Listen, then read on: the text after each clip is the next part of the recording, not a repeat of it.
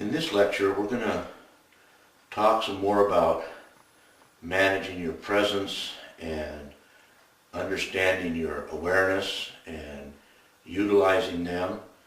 It's going to be a scenario fairly close to the other models or situations that we have just talked about, but in large part it's going to be a different way of viewing the same thing, with some different interactions happening to show that.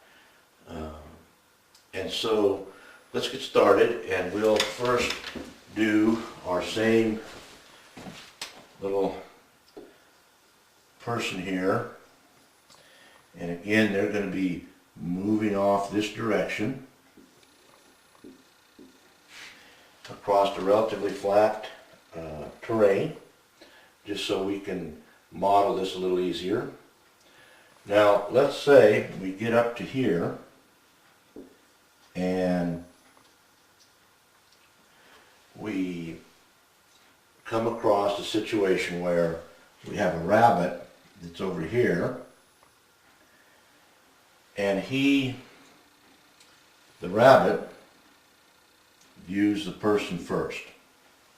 The rabbit views the person first and decides that this is what I got to do. He takes off running. Pretty common. But there's another rabbit, maybe over here, who's completely unaware of this person, or again, it could be a coyote or a mountain lion or something. But this rabbit is completely unaware. They're both of these are unaware of each other. Their level of awareness, maybe the rabbit's got for instance, if there's a rock here, a big rock, well, this rabbit may be very well aware and have a presence over here, but the predator or the person can't see that rabbit, and that rabbit can't see or hear the person. But he looks off over here and sees this rabbit taking off, so he takes off. Off he goes, same direction, because he's become aware of this one, and he's already in his mind realizes that this rabbit has become aware of something that's dangerous and has taken this course of action, and so he's now done the same. Well, very quickly, this person's going to be seeing these running rabbits and become aware of them.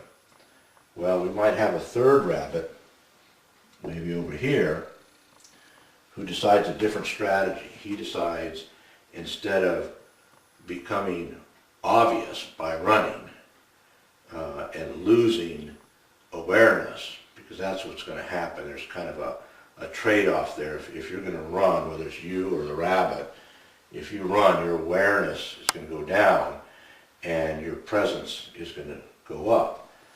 Well, he does just the opposite. He may have had, say, a presence like so, if we were to try to visualize it, but he crouches behind a little low spot or something, and now his presence is only like that. And his awareness now from that vantage point is now going to go up.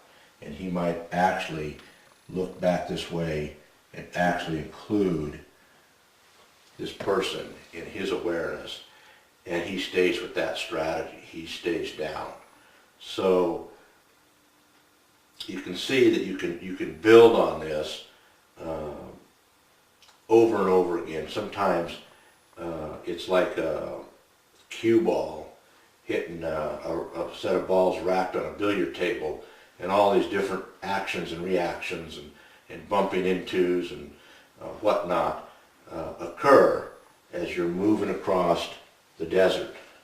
Your awareness and your interaction with awareness, and other animals that are aware with their animals, and you can get all kinds of different things happening on different scales. For instance, this person here, if it's a person,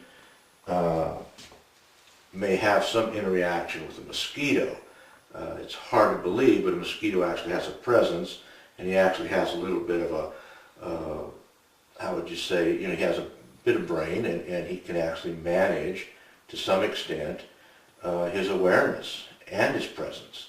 And of course, his strategy is he's got to minimize his presence, get in here, bite this guy, get a load of blood, and take off and live to tell about it. And so he's managing, he's got an awareness, he's got a presence, and the person has an awareness or doesn't have an awareness of the mosquito. And if he flies in from the back and is able to get him without being aware, but if he has to fly around a couple of times before he can find a place to land and bite him, he's blown it. He's now made himself aware to this person. And of course, if this person is in a cloud of mosquitoes and they're fighting them while they're walking along, all this out here that's happening, he may not be aware of or have a very little awareness of it, but he certainly has a presence, and it's been magnified as he's swatting mosquitoes. So you begin to see that you have all this interaction of both awareness and presence, and it's something you want to be aware of and to think about. Sometimes even before you leave camp, before you set out on a hike, you want to look and say, well, where are we going to go? How can we do this? What's happening? What could happen? And with that, I think you'll find a much more enjoyable hike and a much more enjoyable time in the desert if you have some of this personal level strategy. And with that, I thank you.